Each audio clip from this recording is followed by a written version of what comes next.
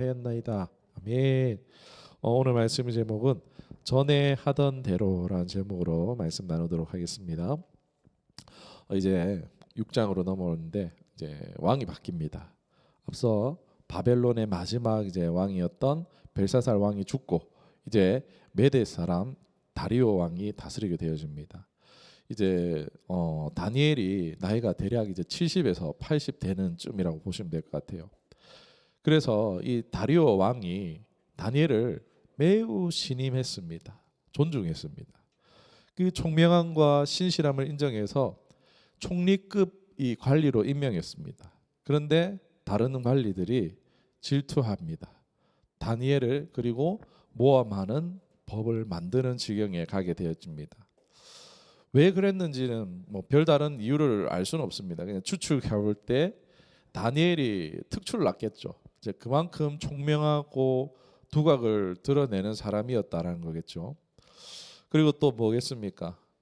유대인 포로 출신이라는 이제 그런 부분이 있겠죠. 외국인이라는 점 이런 것들이 그럼에도 왕의 신임을 받으니까 이들이 좀 뭐라 해야 될까요? 시기하고 질투함으로 배척하려고 했던 것 같습니다.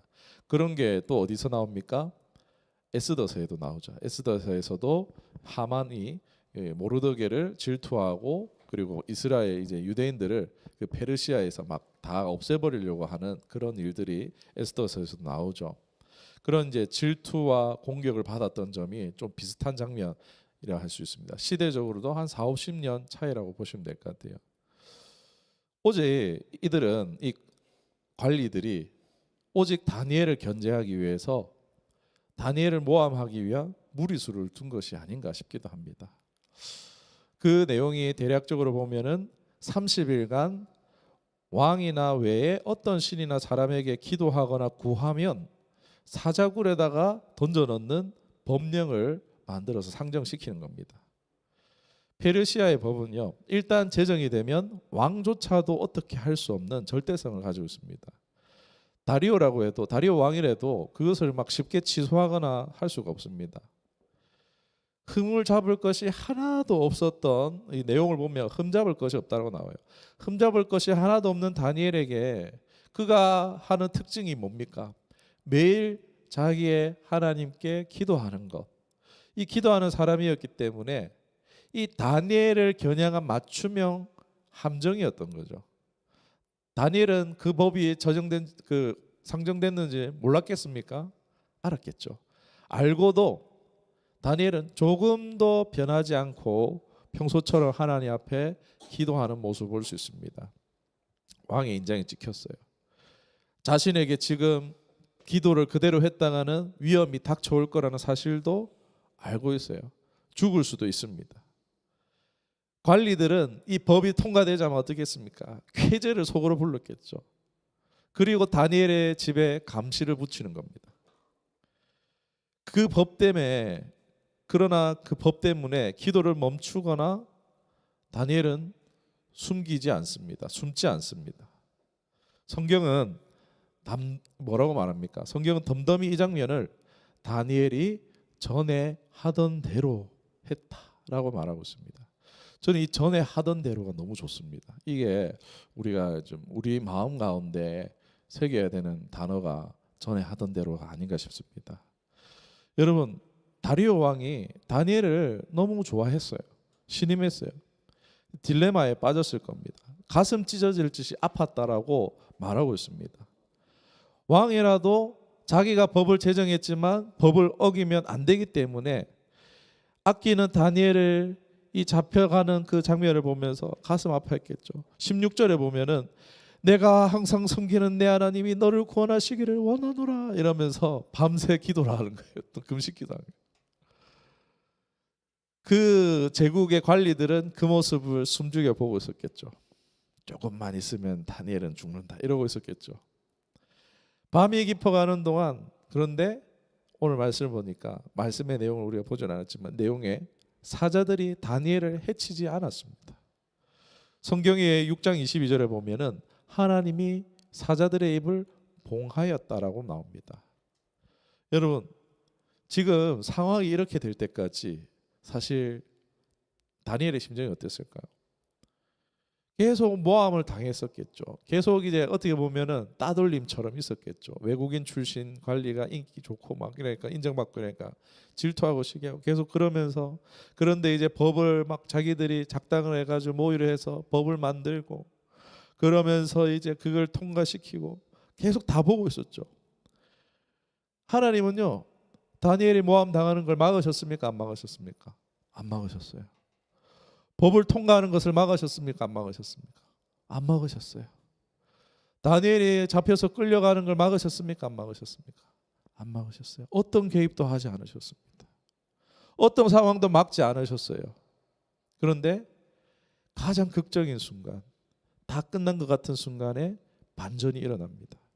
22절에 하나님이 사자들의 입을 봉하셨다는 것입니다. 이건 상식을 뛰어넘는 초자연적인 사건이죠. 관리들이 그냥 준비했겠습니까? 철저히 준비했겠죠. 막 굶주리게 해서 사자를 막 며칠간 굶겨가지고 막 잡아먹도록 가장 사납게 했겠죠. 다리오 왕은 얼마나 걱정이 되는지 막 밤을 새며 금식하며 잠을 이루지 못하면 다리오 왕이 기도하다 이제 새벽이 돼서 어떻게 합니까? 다니엘에게 찾아와서 다니엘아 다니엘아 이러면서 하는데 다니엘이 평안한 중에 대답을 합니다. 그래서 이제 어떻게 됩니까? 이 일로 인해서 상황이 완전히 역전돼서 다니엘을 모함했던 사람들이 다 사자굴에 던져지고 그들의 땅에 떨어지기도 전에 움켜져 가지고 다 먹혀 죽었다라고 기록하고 있습니다. 하나님의 손길이 역사하는 너무나 드라마틱한, 참 어떻게 보면은 믿음의 그런 드라마틱한 이야기를 할 수 있는데 이 이야기 속에서 여러분 어떤 교훈을 우리가 발견할 수 있을까요? 일반적으로 우리가 이것을 잘못 해석할 때 다니엘의 경우를 일반화시키는 겁니다. 기도하면 하나님이 살려주신다. 믿으면 하나님이 어떠한 심각한 문제도 해결해 주신다라고 우리가 그렇게 오해할 수 있습니다. 그런 경우도 있겠지만 그런 경우도 뭐 사무엘서나 사사기에 보면은 나오기도 하죠. 그러나 그것은 어떻게 보면은 잘못된 해석이라 할 수 있어요. 오늘 다니엘서는요, 어떠한 뭐 믿음의 공식이나 보장된 결과에 대해서 말씀하고 있는 것이 아닙니다. 우리가 다니엘서 잘못 보면은 이렇게 보는 거야. 한 번의 선택을 잘해서 잘 되는, 그러니까 우리 이제 복권 같이 이제 한 번 해서 대박 나는 뭐 이런 것들로 생각할 수가 있는데 그게 아니라는 거예요. 오늘 이 기적보다 중요한 게 뭐라고요? 전에 하던 대로라는 것입니다. 이게 핵심입니다. 여러분 이것이 말하는 바의 의미가 뭘까요? 다니엘의 삶의 특징이 있습니다. 다니엘이 10대 때 바벨론에 잡혀왔을 때 뭘 합니까? 결단을 하죠. 내가 왕의 진미를 먹지 않으리라. 우상에게 드려졌기 때문에 자신의 거룩함을 지키기 위해서, 하나님 백성의 정체성을 지키기 위해서 결단이라는 것을 합니다. 하나님을 선택하는 결단을 하는 거예요. 오늘 말씀은요, 우리는 기적을 따라하는 것이 아니라 바로 이 결단을 따라야 하는 줄 믿습니다. 여러분 행동을 따라하는 건 쉬워요. 다니엘처럼 다니엘이 세일에 동안 기도했대. 세일에 동안 무릎 꿇고 기도하는 우리 다니엘 기도도 하잖아요. 행동을 따라하는 건요, 어떻게 보면 힘들긴 하겠지만 쉬운 거예요. 그런데 여러분 결단은 어렵습니다. 여러분 결단이 어려운 이유는요, 그 결단을 했을 때에 반대되는 상황을 마주할 수 있습니까? 없습니까? 반대되는 상황들, 뭔가 막히는 상황을 반드시 마주할 수 있게 되죠. 내가 기준을 세우고 가자라고 했을 때 막힘이 있을 수 있다는 것입니다. 그러니까 그 반대되는 상황을 마주하면서 내가 손해볼 수 있는 상황을 맞을 수 있기 때문에, 그것을 손해를 감수해야 하기 때문에 사실 결단이라는 것은 어렵습니다. 저보고 왕의 진미를 거절해라 이랬으면 아주 힘들었을 것 같습니다. 먹지 않았을까 싶기도 한데. 그러니까 결단을 하지 않으면 어떻게 될까요? 좋은 게 좋은 거야 이러면서 다니엘의 몸매가 이렇게 됐겠죠. 좋은 게 좋은 거라는 생각으로는요, 결코 할 수 없는 게 뭘까요? 결단입니다. 결단. 다니엘은 자신의 기도를 수단 삼았습니까? 아니에요. 전에 하던 대로라는 이 기도는요, 하나님 나 살려주세요 이런 기도했을까요? 아니라는 것입니다. 다니엘은요, 기도를 수단 삼는 것이 아니라 하나님의 수단으로 자신을 드렸기 때문에 기도한 줄 믿습니다. 완전 다른 거죠. 나라의 구원을 위해서 아마 자기의 목숨이 걸려있는 상황에서도 이스라엘의 회복을 위해서 다니엘은 기도했을 겁니다. 여호와 예루살렘의 성전을 향해서 창문을 열고 그는 나라의 구국을 위해서 기도했을 겁니다. 그리고 하나님께서는 이러한 극한의 상황에서도 하나님의 영광을 드러내는 통로로 다니엘을 사용하셨다라는 것입니다. 다니엘이 통로였던 거예요. 다니엘이 도구였던 거예요. 우리는 한 번의 순종에 주목합니다. 한 번 순종하는 것도 사실 어렵죠. 힘듭니다. 그런데 그것을 지속하기 어려운 이유도 뭐냐면은 한 번 순종해서 결과를 보여주실 때도 있지만 그러나 결과가 없어서 실족할 때가 더 많다는 것입니다. 누구나 그럴 수 있습니다. 내가 기도했고 순종했는데 이게 뭐야? 더 안 좋아졌잖아. 이게 뭐야? 아무것도 없잖아 할 수 있습니다. 그러나 여러분 다니엘의 차이의 결과는요, 그 결과를 보고 순종하는 것이 아니라 다니엘은 뭐였어요? 결론이 중요한 게 아니고 그냥 하나님 자체가 결론이었기 때문에 하나님으로 그냥 결론 내린 사람이 바로 다니엘이었던 것입니다. 그게 차이인 거예요. 결론을 보고 순종하냐 아니냐가 아니라 그냥 하나님이 결론이시기 때문에 그냥 하나님을 선택하는 겁니다. 신실함의 승부였죠. 세상은요 바보라고 했어요. 야, 그 한 달만 좀 참으면 되지. 어리석다라고 할 수 있지만 하나님 볼 때에 그 다니엘이 그 다니엘과 같은 사람이 얼마나 있었을까요? 우리 말씀에도 살아도 주를 위해 살고 죽어도 주를 위해 죽는다는 말씀 있죠. 세상의 관점으로 보면요, 그런 사람 제정신 아니에요. 여기 제정신 아닌 사람들한테 세상 볼 때. 그러나 자신의 생명이 자신의 것임이 아닌 것을 알기에 오늘 말씀에서 다니엘을 통해 드러난 이 놀라운 기적이나 공식이나 비결이 사실 없습니다. 다니엘이 사자의 입을 막은 건요, 하나님께 기도를 잘해서 아닙니다. 먹이를 챙겨갔습니까? 아닙니다. 결단의 누적이라는 것입니다. 그냥 하나님을 선택하는 그 결단이 누적되어 왔었고 하나님의 도구로서 자신이 드려졌을 뿐입니다. 비결이 없어요. 공식 없어요. 다니엘은 어려서부터 결단하는 사람이었습니다. 먹는 것부터 왕의 진미를 거절하는 것부터 무엇을 하든지 뭐였어요? 하나님을 위해서. 작은 일에 충성된 자가 큰 일에도 충성된다 그러죠. 그러니까 다니엘의 10대 때부터 다니엘이 80대에 이르기까지 결과의 누적이 있었고 전에 하던 대로 그 결과가 하나님의 도구로 그 위기의 순간 하나님의 영광을 드러내는 도구로서 쓰임 받았기 때문에 그가 사자의 입에서 구원을 받았다라는 것입니다. 우리의 믿음은 사실 다니엘처럼 강하지 못합니다. 우리라면 어떨 것 같아요? 저라면 하나님 이 나라에서 믿음의 사람 좀 남아 있어야 안 하겠습니까? 이러면서 여기에서 그 기도하는 사람 좀 있어야 안 하겠습니까? 제가 속으로 기도하겠습니다. 이러면서 30일 동안 속으로 기도하기 이런 거 안 했겠습니까? 숨어서 기도하기 안 했겠습니까? 하나님이 원하시는 것은요, 우리에게 한 번 뭘 잘하는 것을 원하실까요? 평생 막 잘못하다가 한 번 잘하는 거 우와 해줄 수 있겠지만 하나님은 정말 하나님의 영광을 드러내는 사람은 어떤 사람이요? 전부를 하나님을 선택하는 사람이겠죠. 그러나 결단이라는 부분이 우리의 의지로 할 수 있는 부분이 아닙니다. 그렇기 때문에 은혜가 필요합니다. 어떤 은혜입니까? 바로 하나님을 아는 은혜입니다.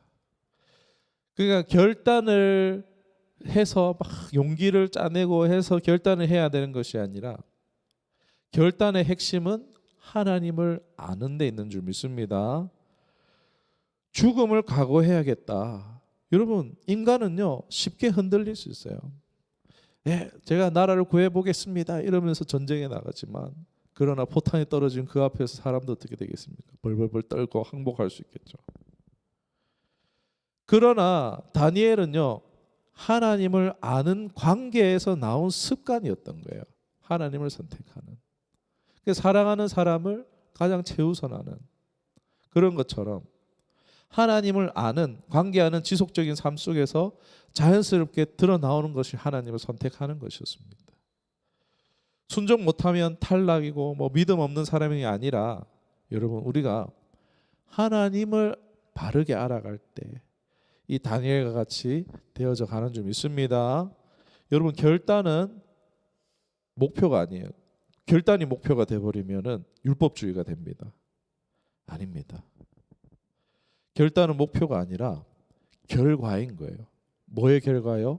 하나님을 바르게 아는 것의 결과가 결단이 되는 겁니다. 당장 다니엘과 같은 결단은 우리가 하기 힘들 겁니다. 괜찮습니다.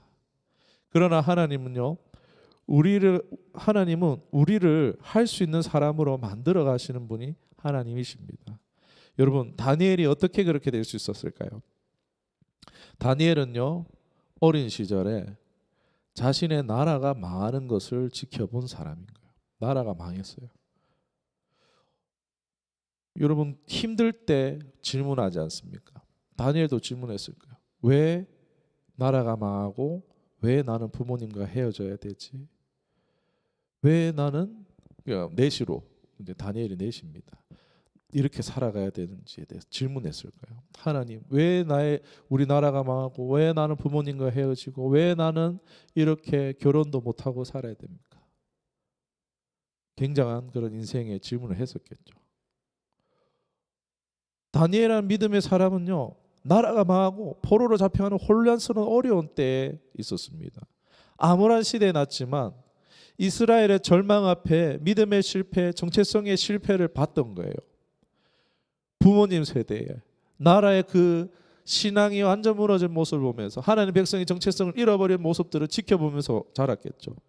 그것을 반면교사 삼았고 하나님 백성으로서 정체성을 살리는 것이 사는 비결이라는 것을 알게 해주셨는 것 같습니다. 제가 볼 때는. 그래서 다니엘이 나는 저대로 살면 안 되겠다. 나는 하나님 백성으로 살아야겠다라고 결단하도록 그렇게 은혜 베푸시지 않았을까 싶습니다. 그리고 다니엘은 어떻습니까? 자기의 나라가 아니잖아요. 유혹 많은 상황들, 동시에 발 한번 잘못 삐끗하면 어떻게 되는 거예요? 그냥 다 끝나버리는 환경 속에 늘 언제 어떻습니까? 살얼음판처럼 외줄타기 하는 것처럼 그렇게 그런 환경 속에 있었죠.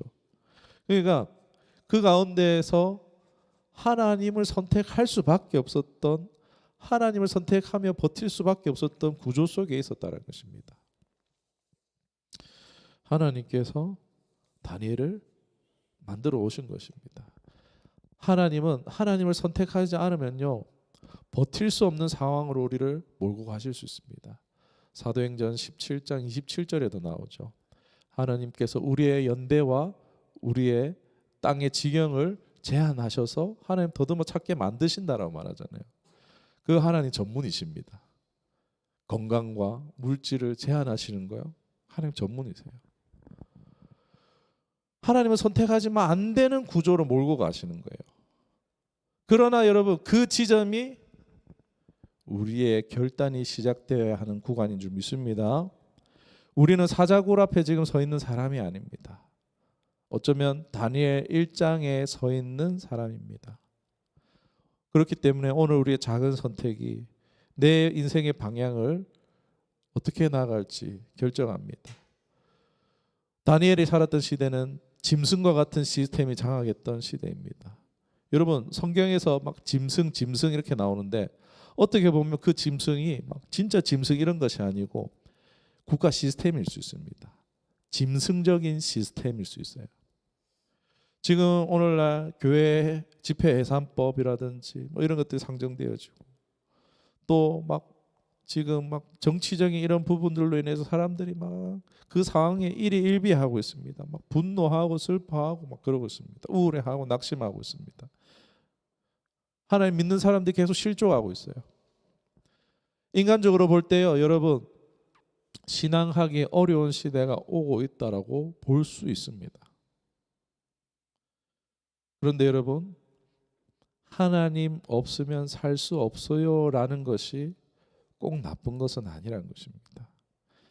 다니엘, 위대한 믿음의 사람으로 보지만 그의 삶은 위태로운 삶이었어요. 그러나 그 가장 위험하고 치열한 곳에서 다니엘이 평안할 수 있었던 이유가 무엇입니까?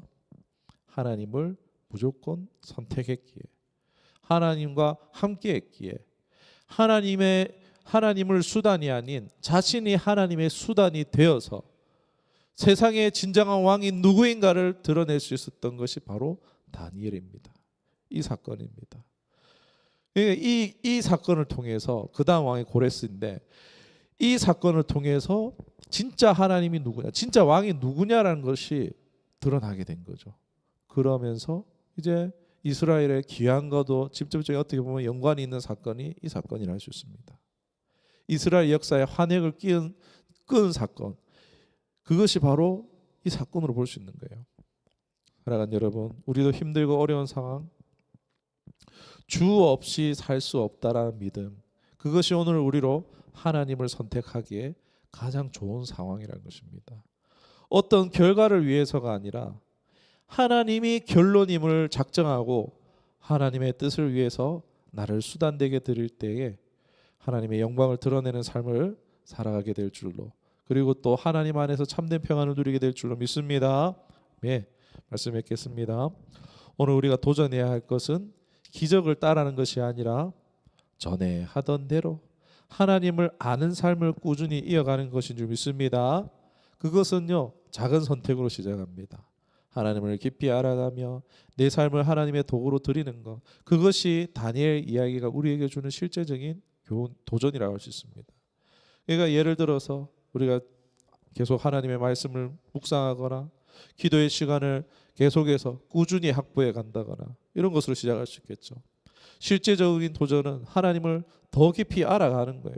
말씀을 통해서, 기도를 통해서, 삶의 작은 선택 속에서 끊임없이 하나님을 경험하는 것, 그것이 우리의 결단의 힘을 길러줍니다. 다니엘은 하나님을 자신의 기도의 수단으로 삼지 않고 자신을 수단으로 드렸죠. 우리의 도전은 하나님께서 쓰실 수 있는 사람으로 자신을 드리는 것입니다. 그러한 삶으로 쌓여져 가시기를, 하나님의 영광을 드러낼 빛의 자녀가 되어서 등경 위에 들려서 그 하나님의 빛을 비추는 자들이 되기를 주님의 이름으로 축원합니다. 기도하겠습니다.